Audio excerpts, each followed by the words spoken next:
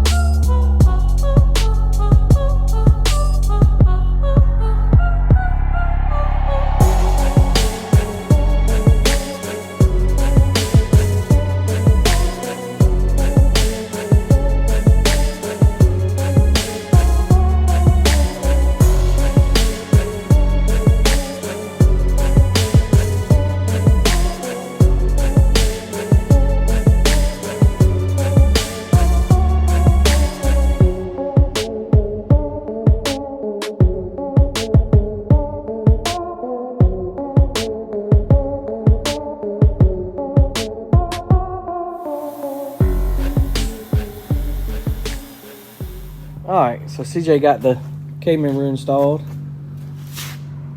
Pretty straightforward job. Something to always remember before you start on these jobs, I always take you a few measurements. You can pretty much look up any of the factory pull points and measure points. Take you a couple measurements before you start, because some of these K-members, they don't fit exactly like they should, and you want to try to get this thing back exactly where it's supposed to be from the factory. So, but this one fit good, no problems. Got everything welded back. We also did cut the bumper horns off basically, and just cap the frame. He's going to wind up doing something a little different in the front. We did have to change one of the rack mounts just a little bit. But other than that, it's pretty much self-explanatory, pretty easy job really. Something else I didn't show on this car, we actually did, this is one of our little frame brace kits, which everybody makes them, nothing really too hard about it. It's just chrome ollie, 1 5/8". It's also got a set of Marilat torque boxes in it, upper and lowers. Their stuff is like super nice, fits really well, no issues. It's got a set of the lowers in it also. And then we went ahead and ran a coilover bar. We hadn't put the tabs on it yet, but just depending on, once we get the rear end in it, we'll locate the coilovers. But standard C-notch, just tapered in the back, tapered it in the front. Didn't take too much out of it. It's gonna get like a little 10-inch wheel. So well, there you go, that's it, finished job. We're gonna put the motor in next. We got to put this little LS with a 400 gear vendor in it. So we're gonna get it mocked up for that, and she'll be ready to go home.